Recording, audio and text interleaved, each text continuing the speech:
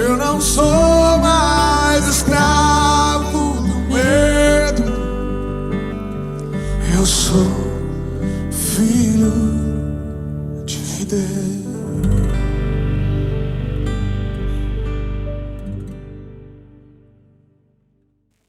Graças a Deus. A paz do Senhor aos irmãos. Amém. Em pé como estamos, você que trouxe pode. Abra sua Bíblia comigo no livro de Juízes. O capítulo é o de número 6. Vamos fazer a leitura a partir do versículo 11. Enquanto você localiza o texto, eu quero louvar ao Senhor pela oportunidade que Ele nos concede de estarmos no melhor lugar do mundo. Não existe um lugar tão bom para nós estarmos como a presença de Deus. Que Deus em Cristo Jesus continue abençoando esta linda congregação de Boa Vista 1. Meu agradecimento também ao pastor Paulo Marques. Que Deus continue abençoando ao Senhor, toda a sua família, todo o corpo de obreiros desta igreja. E também quero parabenizá-los pelo sexto aniversário, de vocês, Congresso Unificado. Que Deus continue abençoando esta igreja, fazendo vocês frutificarem e prosperarem em tudo. Quero justificar a ausência da minha esposa, que não pôde estar conosco hoje, pois por conta dessa mudança de tempo, nossa filha está um pouco gripada. Sempre quando tem essa mudança de tempo, fica um pouquinho gripadinha. Então a gente preferiu que elas ficassem em casa, lá tentando se recuperar, mas peço a oração dos irmãos por elas. Amém? Amém. Livro de Juízes, capítulo 6, versículo 11. Se você encontrou o texto, diga amém. Amém. Nos diz assim a palavra de Deus. Então o anjo do Senhor veio e assentou-se debaixo do carvalho que está em Ofra, que pertencia a Joás, Abiezrita. E Gideão, seu filho, estava malhando o trigo no lagar, para o salvar dos midianitas. Então o anjo do Senhor lhe apareceu e lhe disse: O Senhor é contigo, varão valoroso. Mas Gideão lhe respondeu: Ai, Senhor meu, se o Senhor é conosco, por que tudo isto nos sobreveio? E que é feito de todas as suas maravilhas que nossos pais nos contaram, dizendo: Não nos fez o Senhor subir do Egito? Porém, agora, o Senhor nos desamparou e nos deu na mão dos midianitas. Versículo 14. Então o Senhor olhou para ele e disse: Vai nesta tua força, e livrarás a Israel da mão dos midianitas. Porventura, não te enviei eu? E ele lhe disse: Ai, Senhor meu, com que livrarei a Israel? Eis que a minha família é a mais pobre em Manassés, e eu, o menor na casa de meu pai. E o Senhor lhe disse: Porquanto eu hei de ser contigo, tu ferirás os midianitas como se fossem um só homem. E você se assenta, glorificando a Deus por sua palavra. Queridos, o livro de Juízes possui a narrativa de um dos períodos mais sombrios de Israel. Período este que durou por aproximadamente 300 anos, tendo seu início com a conquista da terra prometida, sob a liderança de Josué, e encerrando-se com a ascensão de um governo monárquico, tendo Saul como primeiro rei em Israel. E o motivo desse cenário tão caótico que vemos em Juízes se dá pelo fato de que uma das principais orientações de Deus ao seu povo, desde que foram tirados do Egito, com a promessa de possuírem uma terra que manasse leite e mel, era que quando eles adentrassem nessa respectiva terra, eles deveriam eliminar por completo todos os moradores que lá estavam instalados, e também deveriam destruir todos os altares erguidos aos deuses estranhos, varrendo assim da terra todo e qualquer resquício de idolatria existente. Porém, quando Israel entra na terra prometida, ao invés de obedecerem aquilo que o Senhor havia falado, eles fazem completamente ao contrário e deixam os habitantes que lá estavam permanecerem. O que para Israel seria muito prejudicial, pois, além de habitarem no meio de diversos povos pagãos, o versículo 6 do capítulo 2 de Juízes vai dizer que os homens de Israel tomaram as filhas dos pagãos para si por mulheres, e deram aos filhos deles as suas filhas, e serviram aos seus deuses. Ao não ouvir a voz do Senhor, para eliminar todos os moradores daquela terra, assim que entrassem nela, o povo de Israel acabou se envolvendo profundamente com eles, o que culminou no esquecimento e abandono a Deus, na medida que eles conheciam e serviam aos deuses estranhos.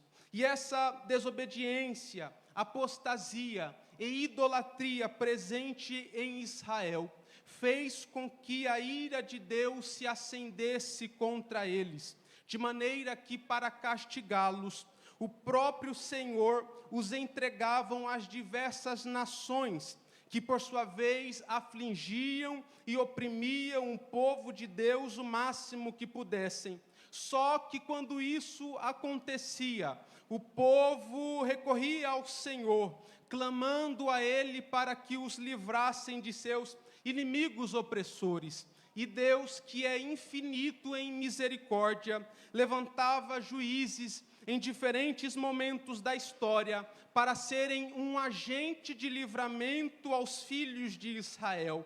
Mas infelizmente, nos diz a Bíblia em Juízes, que depois da morte desses respectivos juízes, o povo voltava a pecar, dando continuidade a esse ciclo horrível. E o capítulo 6, onde lemos, nos narra exatamente um desses momentos, em que Israel se desvia dos caminhos do Senhor, fazendo aquilo que o desagrada. E como consequência a isso, no versículo 1 do capítulo 6, o texto vai nos dizer que o Senhor os deu nas mãos dos midianitas por 7 anos, onde os midianitas com seus aliados, que eram os amalequitas e os árabes do deserto, faziam ataques periódicos a Israel, saqueando os mantimentos e os animais, e destruindo os campos com a sua plantação, a fim de que Israel se visse sem condições de colher aquilo que havia plantado, os reduzindo assim a uma extrema pobreza.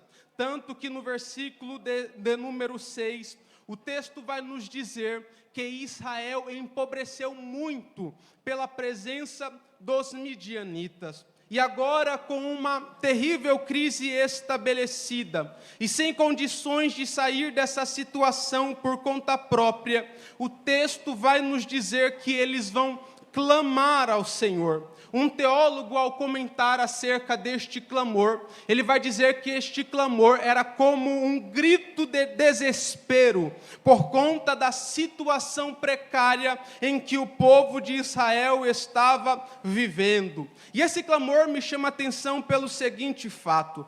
No versículo de número 2, o texto vai nos dizer que o povo construiu covas e cavernas nas montanhas por causa dos midianitas, pois todas as vezes que eles avançassem pelo horizonte, o povo corria para dentro desses buracos com medo dos inimigos, com a intenção de se esconderem. Mas agora nos versículos 6 e 7, a Bíblia vai nos dizer que eles vão clamar ao Senhor por causa dos midianitas. No versículo 2, o texto diz que eles se escondem por causa dos inimigos, mas nos versículos 6 e 7, o texto diz que eles vão clamar ao Senhor por causa desses tais inimigos. E foi justamente a partir desta mudança de posicionamento diante dos opressores que o Senhor decidiu agir em favor do povo para tirá-los daquela situação. E essa foi só mais um dos muitos exemplos que vemos na Bíblia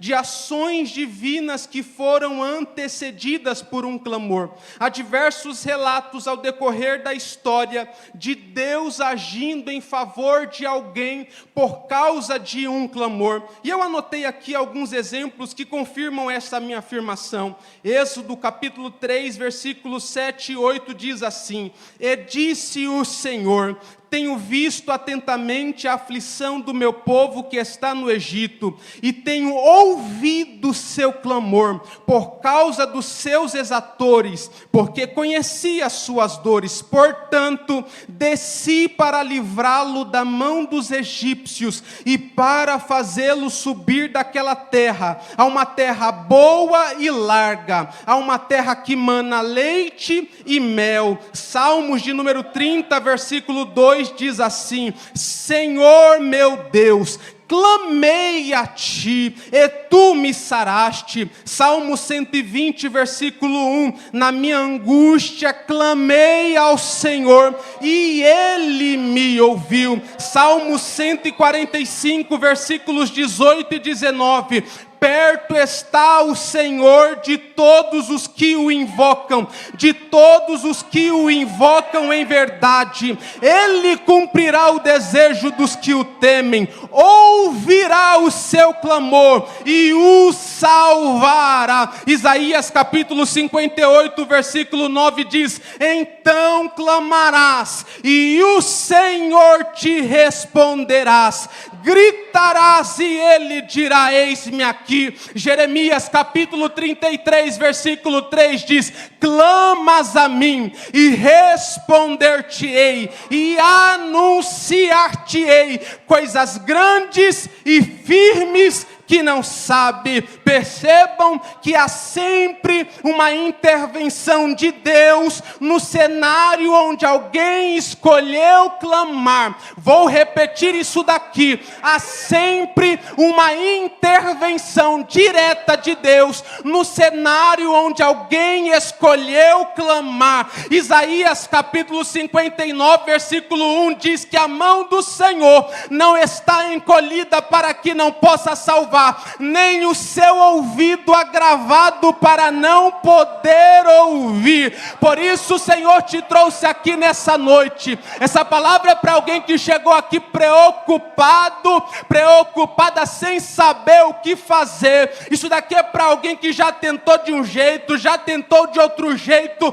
e nada resolve. Mas eu preciso dizer, há um Deus no céu que está com seus ouvidos inclinados para a congregação de Boa Vista 1, e Ele está dizendo: se você me clamar nessa noite, eu entro nessa peleja para te dar vitória.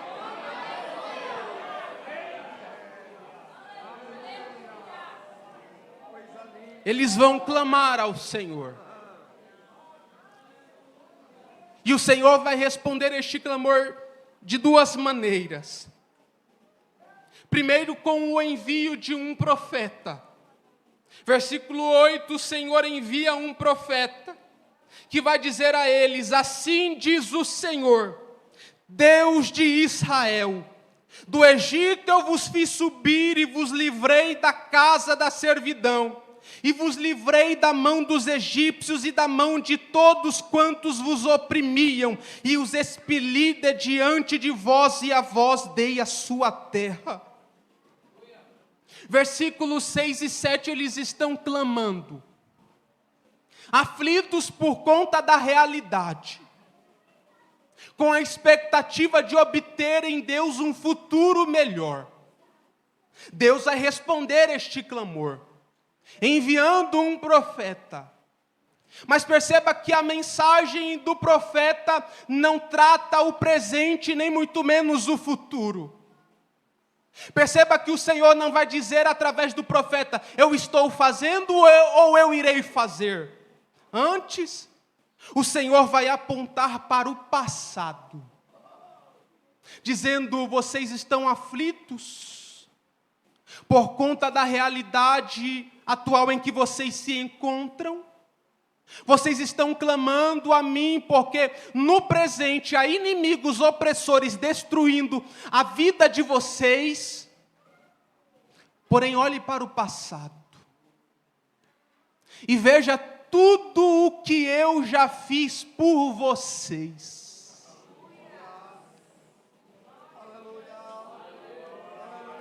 Quando o Senhor se utiliza das seguintes expressões, era como se ele estivesse querendo dizer: vocês estão com medo dos midianitas?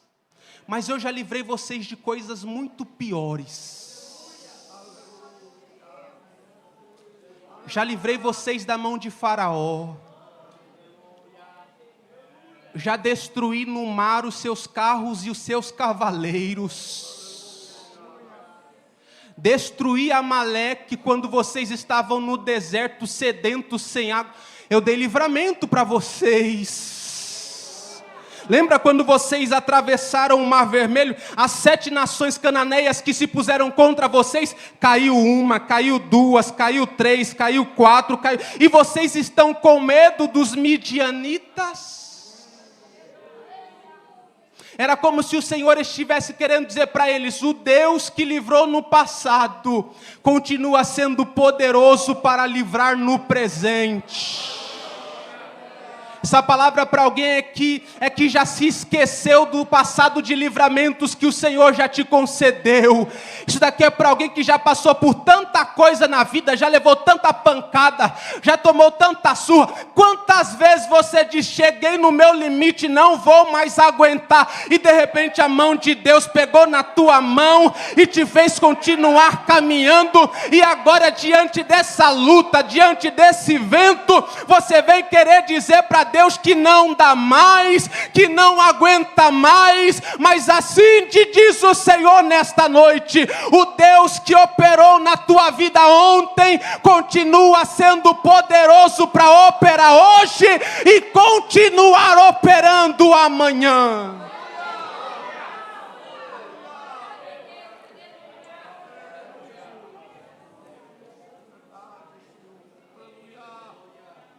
Por que tanta aflição nessa tua alma? Por que tanta angústia dentro de você? Remande ou revarás.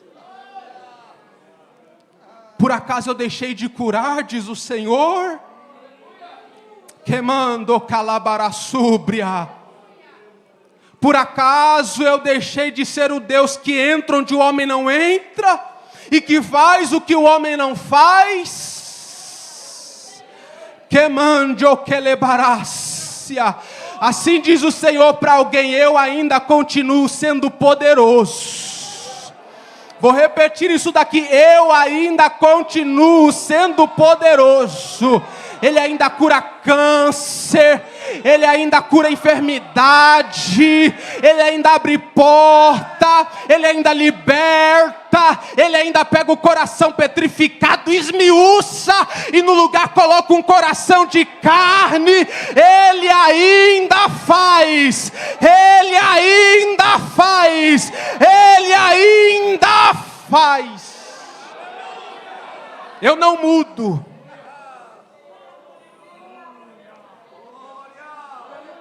Eu não mudo.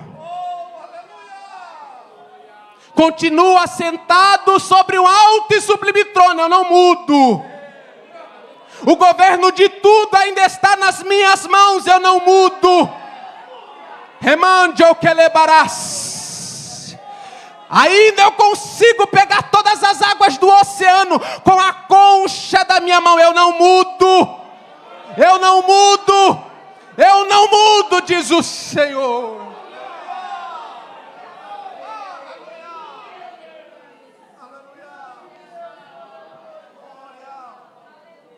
Aleluia. O Senhor envia um profeta com uma mensagem apontando para o passado de livramentos. E no versículo 11, o versículo que lemos a princípio, vai nos dizer: então, o anjo do Senhor veio.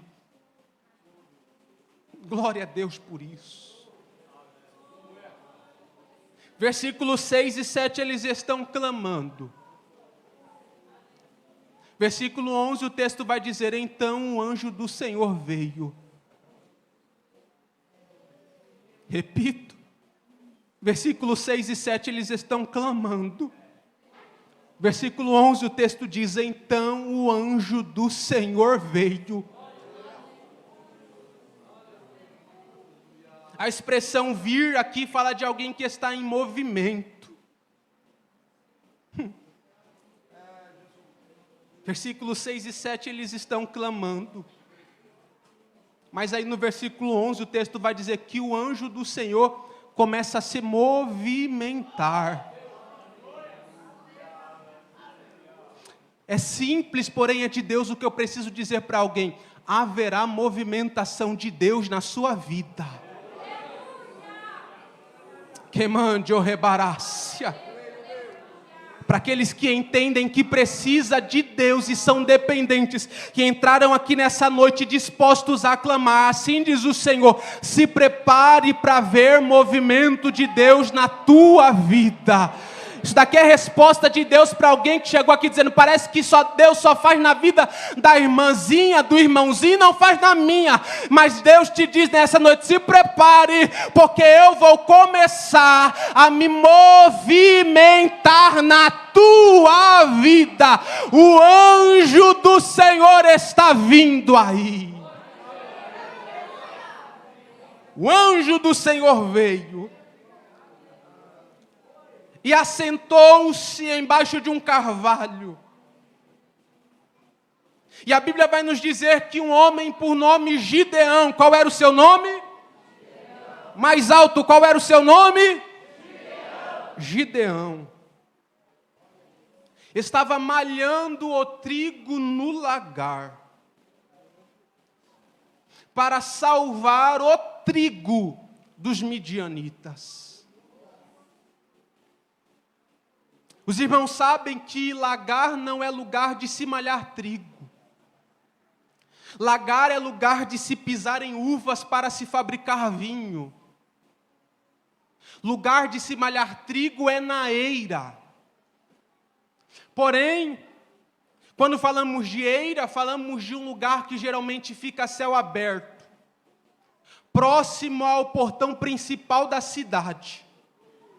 Ou seja, quem escolhe estar na eira, inevitavelmente está suscetível a ser visível, a ser visto, a ser notado. Porque a eira traz isto consigo. Ela faz com que quem esteja lá seja visto. Já o lagar, fala-nos de algo mais oculto, mais reservado. De um ambiente que geralmente fica mais escondido. Gideão entende que ele precisava ir para o lagar, porque a eira lhe traria grandes perigos. Imaginando que a qualquer momento os inimigos pudessem aparecer. Gideão pensa, eu não vou para a eira. Porque se eu for para a eira, eu estarei sendo visto. Eu vou para o lagar. Porque lá no lagar eu estou escondido. E estando escondido, tanto eu como o meu trigo se mantém seguro. O cenário é de constante ameaça. O perigo é iminente. Gideão precisa malhar trigo. Precisando malhar trigo. E não podendo ir para a eira. Eu vejo o lagar como uma grande provisão de Deus para aquele homem. Porque neste cenário de constante ameaça, houve um ambiente em que ele pôde estar escondido de seus inimigos. Eu preciso pregar isso daqui para alguém.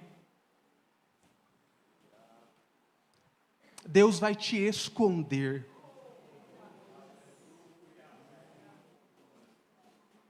Deus vai te esconder.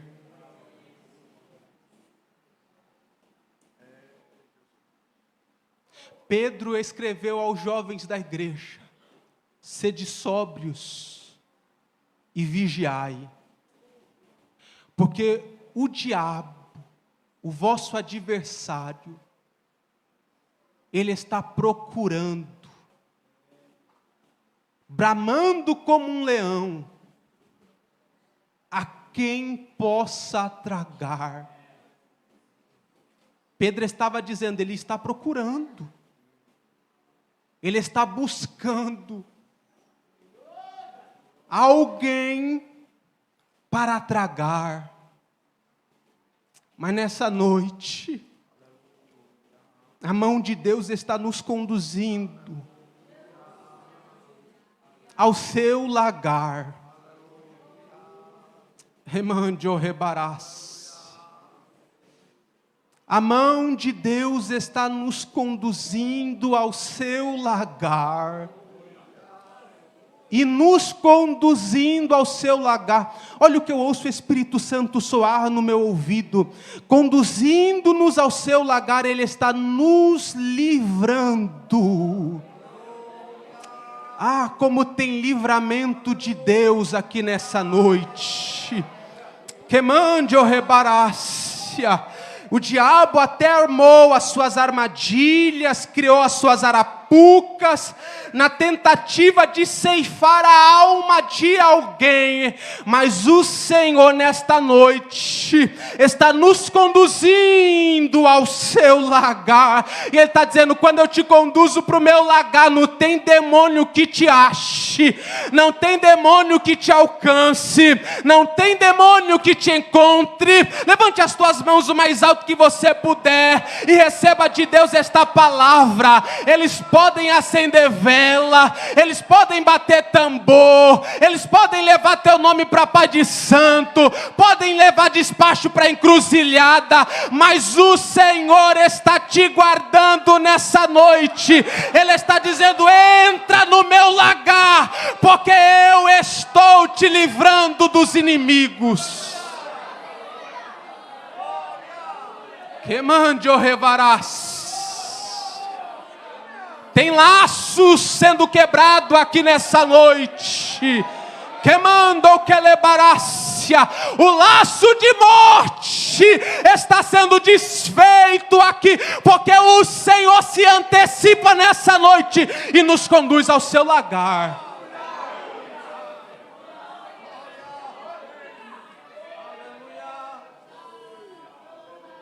Aleluia, aleluia, oh glória, oh glória. Ah, se não fosse a mão de Deus nos conduzindo, remande o rebarácia. Ah, se não fosse a misericórdia de Deus sobre nós.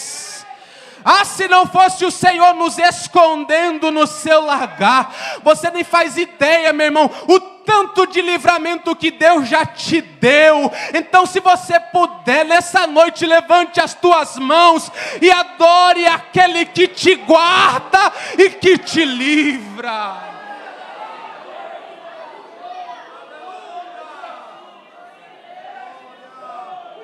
Nem era para você estar aqui.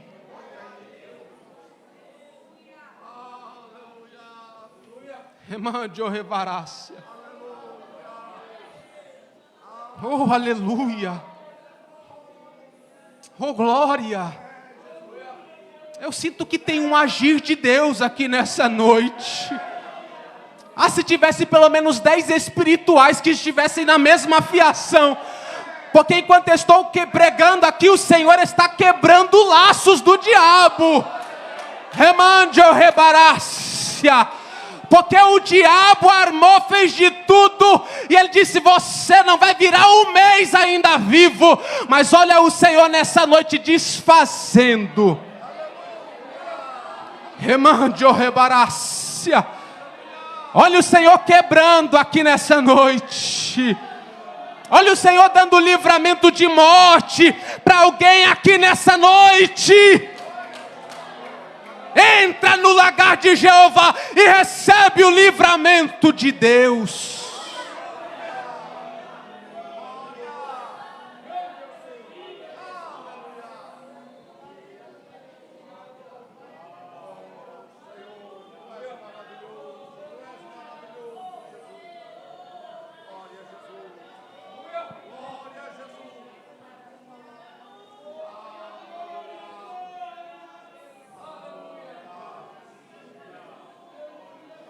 Às vezes é necessário ser escondido.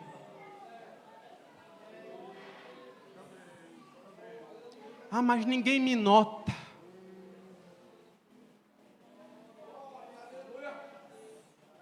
Ah, mas ninguém confia em mim. Pastor, dá oportunidade para tanta gente, menos para mim. Às vezes é necessário ser escondido por Deus.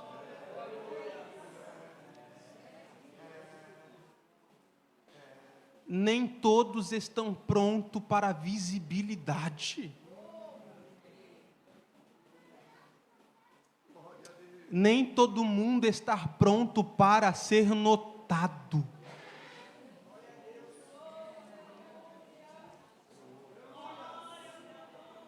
É um bem que Deus está fazendo a sua alma te escondendo.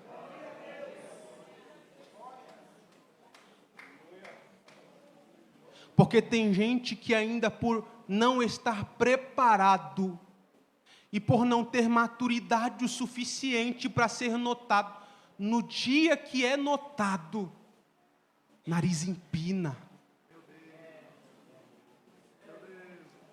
o peito estufa, não respeita mais ninguém.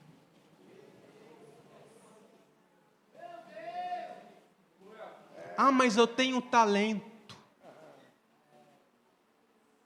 Ah, mas eu sou bom. Ah, mas Deus me chamou. É melhor você, com seu talento escondido e humilde, do que com seu talento sendo notado e soberbo.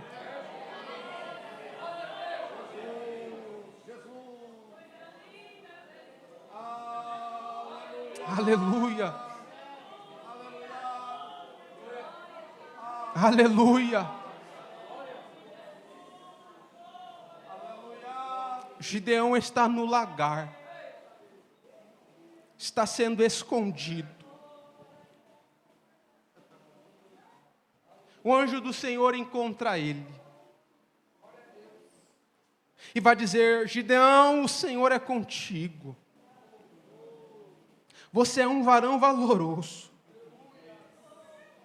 Gideão vai questionar e vai dizer: como que o Senhor é conosco? Olha esse cenário, olha essa situação em que nós nos encontramos.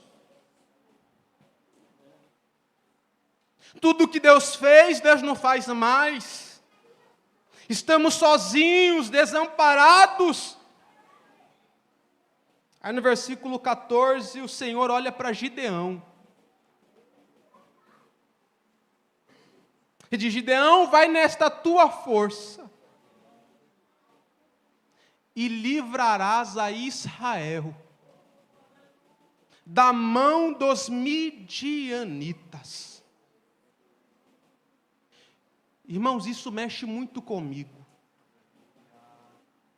No versículo 11, o texto diz que ele estava malhando trigo no lagar.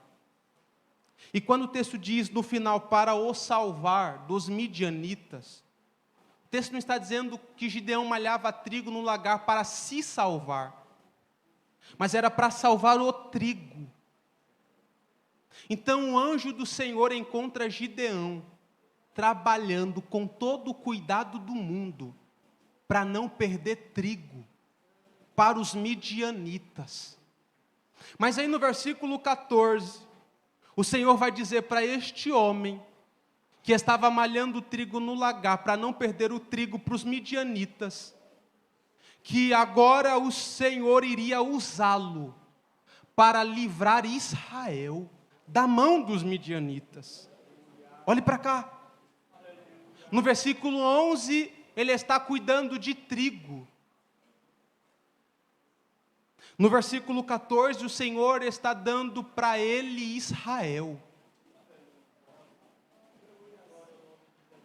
No versículo 11, o Senhor o encontra trabalhando para cuidar e livrar trigo. No versículo 14, o Senhor o comissiona para cuidar e ser o meio de livramento para Israel. É uma pergunta meio sem noção que eu vou fazer, mas os irmãos vão entender. O que é mais valioso? O trigo ou Israel? O que vale mais? Israel ou o trigo? Obviamente que Israel vale mais. É mais importante. Mas o Senhor vai comissionar alguém para esse trabalho tão importante.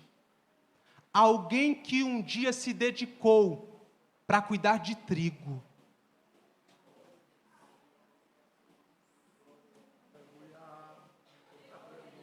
Porque tem gente que quer livrar Israel, mas não quer livrar trigo. Tem gente que quer cuidar de Israel, mas não quer cuidar de trigo. Se for para dirigir a congregação de Israel, eu quero.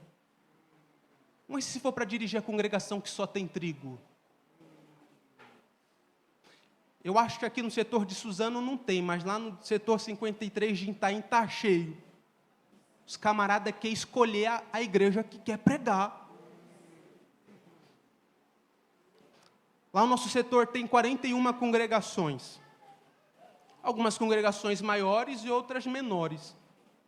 Aí os camaradas que congregam no setor quer selecionar a congregação do seu setor para pregar. As maiores, eu estou dentro, me chama, me indica, me leva. Falta implorar.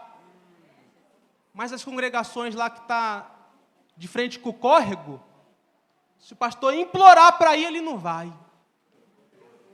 Só quer trabalhar com Israel. Não passa de um interesseiro. Quem não se dispõe a trabalhar com trigo, jamais será levantado por Deus para trabalhar com Israel. É gente querendo trabalhar com Israel, mas nunca arrastou um banco na igreja. Nunca lavou um banheiro sequer. Se pedir para ficar no estacionamento, para passar o olho no carro do irmão, eu vou lá olhar carro dos outros, não olho não. Tu não serve para a obra de Deus. Mas se você for alguém humilde, que se dispõe a trabalhar com trigo, saiba que o Senhor te colocará um dia para ser um meio de livramento a Israel.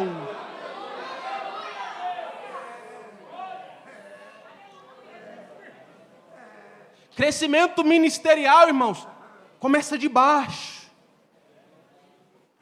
Nosso pastor setorial, o pastor Paulo de Moraes, na reunião de obreiros, ele sempre diz que ele cuidava dos carros do estacionamento. Ficava na porta da igreja. Por muitos anos foi co-pastor de congregação.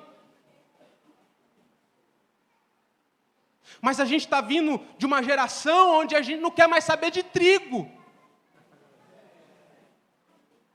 Alguém gritou no nosso ouvido que Deus vai nos levantar. A gente já fica todo...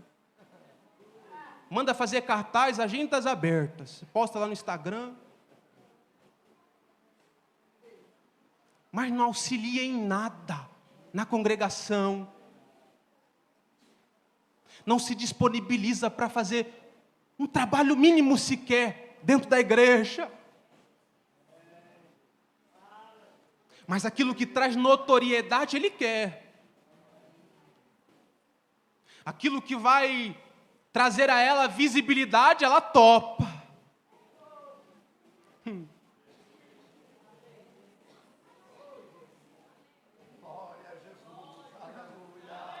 Mas o trigo também precisa da gente. Vou repetir, o trigo também precisa da gente. Banheiro de igreja também precisa ser lavado. Pastor também precisa ser auxiliado. Alguém precisa ficar lá fora olhando o carro. E se este alguém for você, aceite. Não questione. Mas toda vez vá você, faça. Que um dia Deus vai te recompensar. Há um galardão de Deus para aqueles que têm trabalhado com trigo. Eita glória, eu vou repetir isso daqui. Há um galardão de Deus para aqueles que têm trabalhado com trigo. Se o galardão não vir na terra, saiba que um dia vai vir lá no céu. Remande ou rebarácia.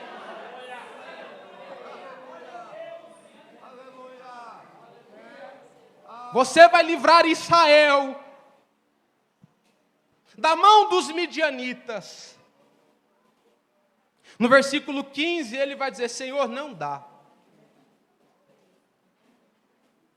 Não dá porque, Gideão, não dá porque eu sou o menor da casa de meu pai. E a minha família é a mais pobre em Manassés. Gideão estava olhando para si, dizendo: não tem como. Não tem jeito. O Senhor está me comissionando, mas eu não posso. E eu tenho para mim, eu já vi gente criticando esta atitude de Gideão. Mas eu tenho para mim que isso daqui é um exemplo a ser seguido. Porque diante do chamado de Deus em sua vida, Gideão não vai olhar e dizer: eu acho que eu dou conta. Eu consigo. Pensando bem, eu sou todo esse varão valoroso mesmo que o Senhor diz que eu sou. Ele não vai dizer isso antes, ele vai dizer: eu não posso. Eu não consigo. Isso daqui mostra o grau de humildade que há em Gideão. Porque quem aqui é que pode, diante do chamado de Deus, bater no peito e dizer: eu resolvo, deixa comigo, o Senhor acertou, deixa comigo. Como que a gente não treme diante de um chamado que é maior do que a nossa própria vida?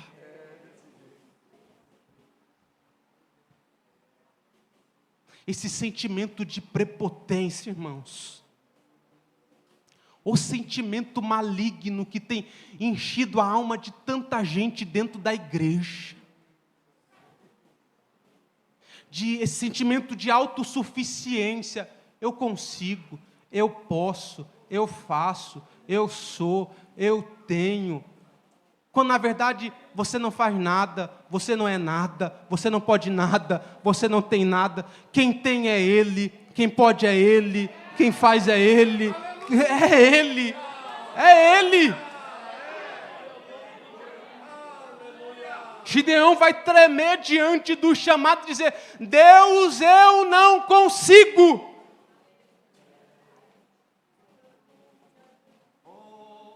Diante disso, eu imagino que Gideão estava esperando ouvir de Deus: Gideão, já que você disse que não pode, eu acho que me precipitei. Volta lá para palhar seu trigo e eu vou escolher outro. Mas depois da objeção, o Senhor não anulou o chamado, mas o Senhor continuou mantendo aquilo que havia confiado a ele. Quando o Senhor não anula o chamado diante das objeções de Gideão, era como se o Senhor estivesse dizendo para ele: Gideão, os seus limites não me limitam.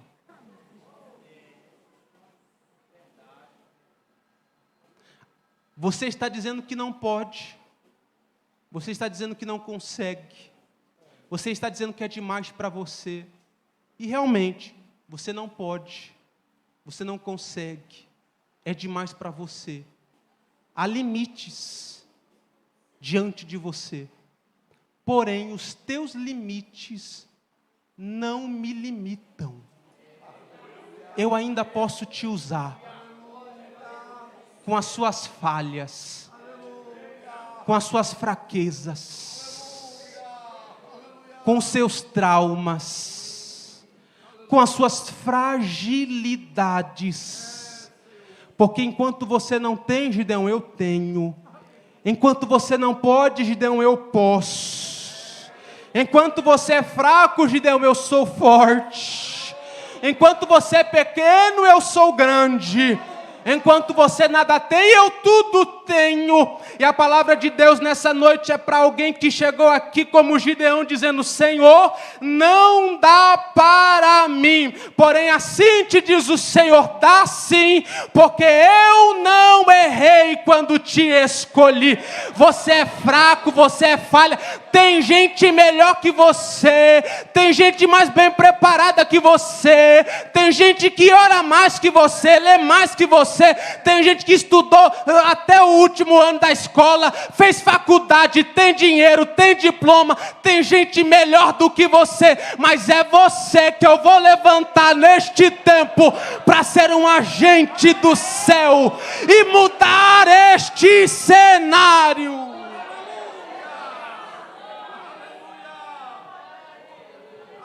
Aleluia. Se você pode, pegue na mão de pelo menos 2 pessoas e diga para alguém: é você. Não, diga de verdade, diga: é você. Deus não errou quando te escolheu. Diga: é você.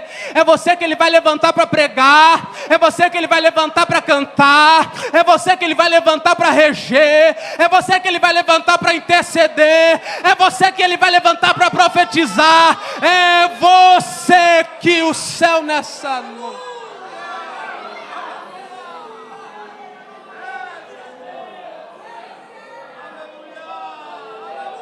Olha Deus levantando alguém aqui nessa noite. Síndrome de inferioridade, eu te repreendo em nome de Jesus. Síndrome de inferioridade, eu te repreendo em nome de Jesus. O Espírito Santo que habita em ti vai te dar capacidade de executar o teu chamado.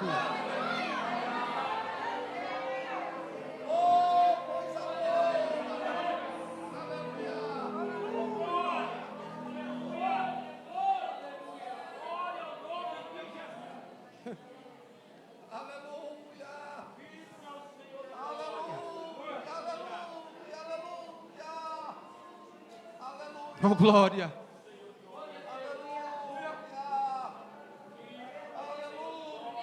Oh, glória. Há uma graça de Deus sendo derramada nesta casa. Enquanto eu estou pregando, o Espírito Santo soa ao meu espírito dizendo: eu vou capacitar alguém aqui nessa noite. Remande, oh rebarácia. Quantos creem na profecia de Deus que está sendo liberada deste altar? Eu vou te capacitar, diz o Senhor. Receba da minha unção. Remande, oh rebarácia. Receba da minha graça, diz o Senhor. Nesta noite eu estou abrindo a tua mente, estou te dando entendimento. Queimando que lebarácia. Come do meu rolo, diz o Senhor. Aquilo que você precisa eu estou te dando. Remando que lebarácia, relabaraçúbria, entra no meu celeiro, diz o Senhor, e pega o que você precisa. Remande o rebarás. Receba afinação na tua voz. A mão de Deus unge as cordas vocais de alguém aqui nesta noite. Remande o que lebarácia. Eita glória! Esta unção que desce está despedaçando o jugo. Diz o Senhor: se prepara, porque neste tempo eu te levanto.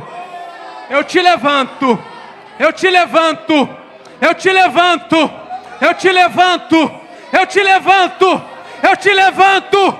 Eu te levanto.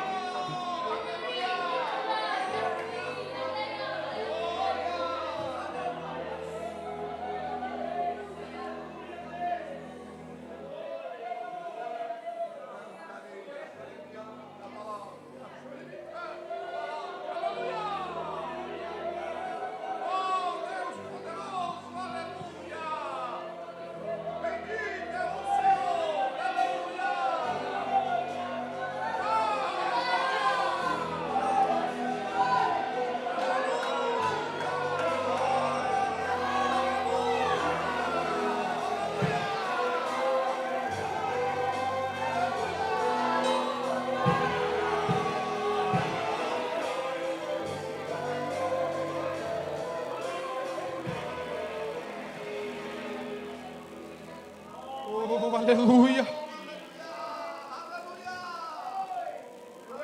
Com que livrarei a Israel?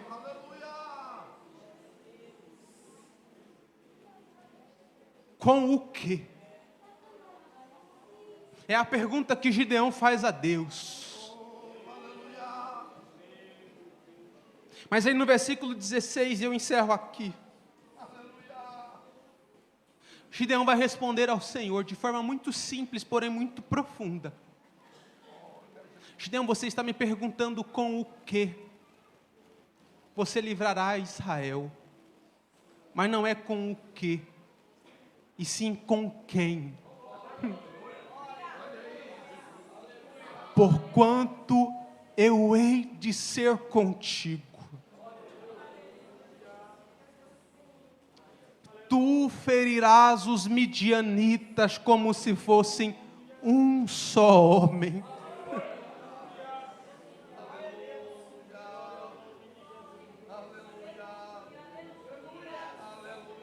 Gideão estava dizendo, eu não tenho a ferramenta necessária para vencer os inimigos. Aí o Senhor olha para ele e diz, Gideão, você pode não ter a ferramenta literal, mas você tem a minha presença.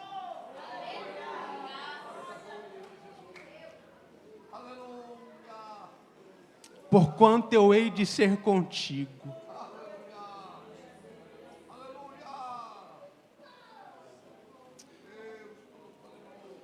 Tem hora que a gente corre atrás de tantos recursos, busca tantos meios e métodos, quando a simples companhia do Deus de Israel nos é suficiente.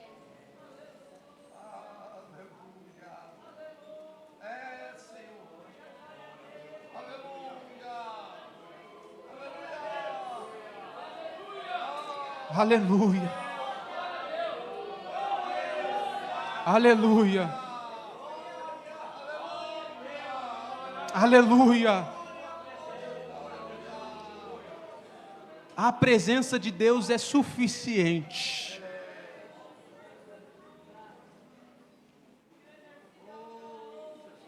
A gente não precisa de muita coisa.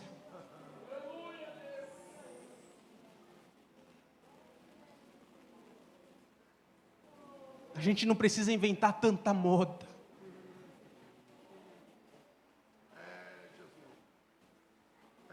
Pela misericórdia de Deus, lá na congregação onde servimos, somos líderes dos adolescentes. E o maior conflito, uma das maiores dificuldades é ter esse equilíbrio. De ter cuidado com essas tais inovações que a gente acredita ser necessário para que esses adolescentes sejam crentes e fiquem dentro da igreja. Se busca tantas atividades, tantos passatempos. Semana passada alguém me disse, eles precisam, porque se eles não tiverem isso, eles vão para o mundo. Mas eu não consigo acreditar plenamente nisso. Porque se a presença de Deus não segurar um jovem dentro da igreja, o que é que vai segurar? 3 dias de retiro seguro, irmão. Passar o retiro, ele desvia. A gente não precisa apagar luzes, colocar fumacinha, luzinha. A gente não precisa. A presença de Deus é suficiente.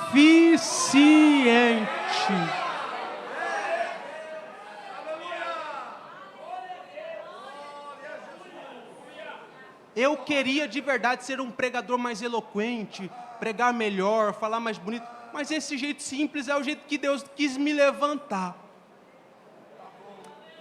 Porque eu acredito que se eu pregar uma mensagem simples, porém o Espírito Santo estiver aqui comigo, vai surtir mais efeito do que pregar uma mensagem completamente eloquente e ser como uma lata vazia que ao bater só faz barulho e não tem conteúdo coisíssima nenhuma. Tem igrejas que a gente vai por aí que parece um show gospel. Há tanta preocupação com separações de vozes, aquela coisa toda, tenor, soprano, como é que é esse negócio aí? As escalas, soprano, esse troço todo aí, contralto.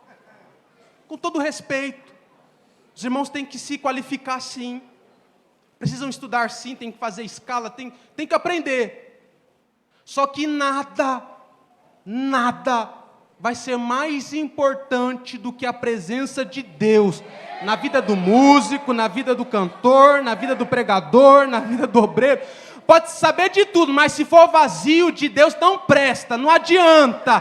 Por isso que nessa noite Deus nos trouxe aqui, e a mensagem de Deus que eu preciso entregar e eu encerro é: Deus quer te encher da presença dEle.